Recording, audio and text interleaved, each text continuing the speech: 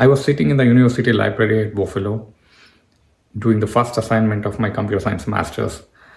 I had to Google what is the linked list. I wasn't even from the computer science background before that. I was I was looking up for the most basic concepts just to get through my first assignment. That was day one for me. And 18 months later, I had offers from Google, Yahoo, Amazon, and many other companies. People call it as luck, and many call it as talent. Actually, it was neither. I have seen people who are way more smarter than me or who work far harder than me go nowhere. What changed everything for me? It was a choice that I kept making again and again without even realizing I was making it. In this video, I'm going to show you what that choice was. In life, the biggest breaks in your life aren't luck, but they're not totally in your control either. Let me take you back a bit. Before all of this, I was working at Bangalore at SAP, and my roommate and colleague at that time was a guy named Soumya Ranjan. So he was so obsessed with learning, it kind of rubbed off on everybody around him.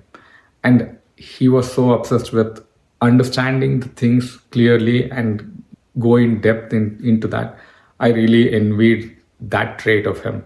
Like, I wanted it for myself. I wanted to understand the things as clearly as he did. But yeah, that didn't come freely. Like, he was so obsessed and he was putting in so much of effort for that. Let me share an incident. Once he wanted to learn about iOS app development.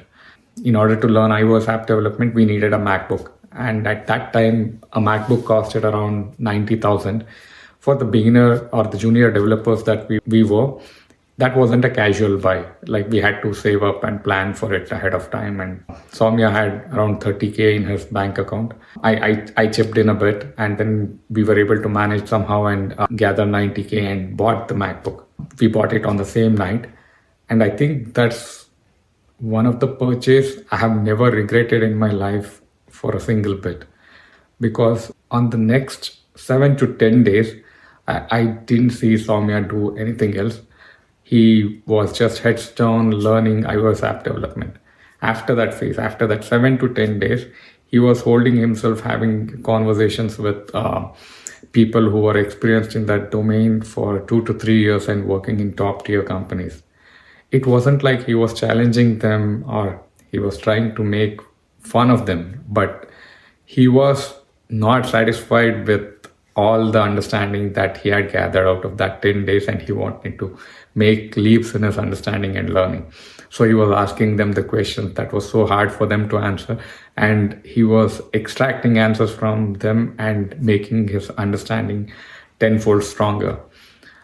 I think that's the point for me. That was the point for me which clicked, and I desperately wanted to be that guy who had that humility to say that I do not understand and I'll do whatever it takes to go back and learn about it. Here's the point I want you to notice. Out of everything in Soumya, I could have focused on everything he wasn't, but I chose to focus on his ability or his interest to learn. This choice is something which matters by the end of this video. Now let me tell you about another completely unrelated day.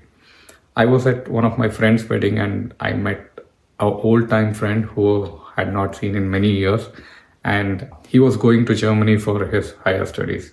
Up until then, I had thought in my mind the abroad studies are only for rich kids or the geniuses. I was neither. And after I met the friend, he revealed that he was covering the entire expenses of his studies by taking a loan, and he is not dependent on his family.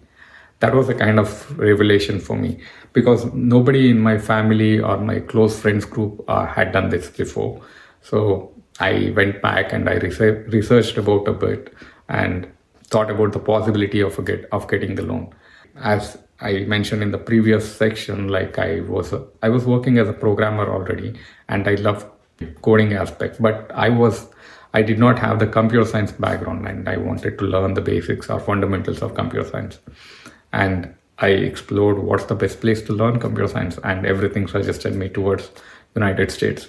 I finalized that, and then I just didn't sit hoping that something will happen. I took the steps immediately. Like I kept kind of goals for me or goals for myself, and I kept clearing those one by one. The first step was I decided like if I get a certain score in GRE, then only I'll move forward.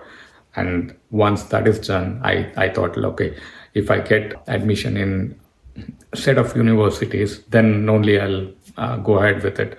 And once that is done, the next step was like getting the loan part. And once all that paperwork and the loan is granted and those things are done, I'll move forward.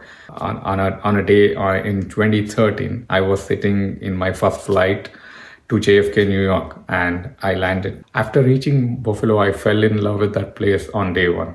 The vibe of the place and that like that university campus and the library, especially where I spent most of my time, and the people I met in the beginning. I spent a year and a half in it, and I think by far in my life, that was the most productive 18 months or 1.5 years of my life, where I learned and improved, and also I felt good about what I was doing consistently. Right people kept showing up who motivated me, who continuously forced me to improve and pushed me to boundaries which I didn't thought was possible, forced me to improve, and I enjoyed that process as well.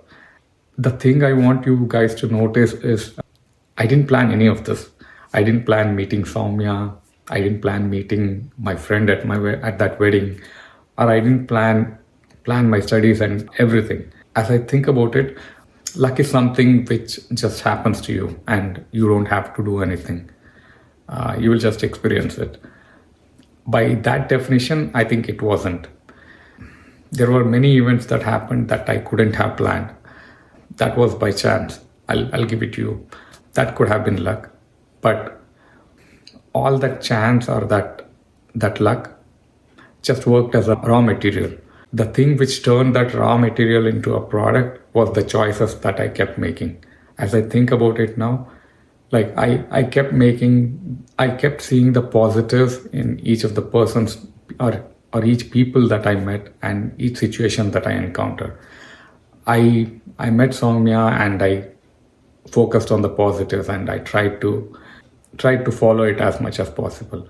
I went to Buffalo and I didn't keep complaining that okay, it was freezing cold, why did I come here? But I focused on like how I can make the best use of those 18 months to learn and improve, and that worked out really well. And in the same way, like whatever the choices were thrown at me, the people I met in Buffalo, like I kept seeing the positive in that and positives in every situation, and it worked out in my favor. That is the difference. Luck is passive. Destiny is something what you make out of that luck or the chances by repeatedly making consistent choices out of it. You cannot control what comes in your path, but you can always control what you will make out of it. That's why it is. I would call it as my destiny rather than luck. So if you ask me one piece of advice, it would be this. Always you cannot control what comes across you, but whatever comes to you, try to see the positive in it. It could be a person or it could be a situation. So the choices that you keep making, it compounds over time. And also in the same way, there could be many negative influences, negative people that might come in your life, which might affect adversely. You don't sit with that and hope that the things gets better. You should act on it. If you are in a bad company or a bad workplace, just change it. You're not forced to be that way. Or if you're in an actual bad company or meeting bad people regularly who are not a good influence for you, it's your responsibility to distance from that and get to the positive side of it. That's why it's destiny. It's what you control and you have a say in it. If stories like this one you're interested in, then please subscribe. I'll be back with more. Just think about one situation or one person that you wrote off, you could have made the best out of, and think about it and how you would have handled the situation differently. Until next time, bye-bye.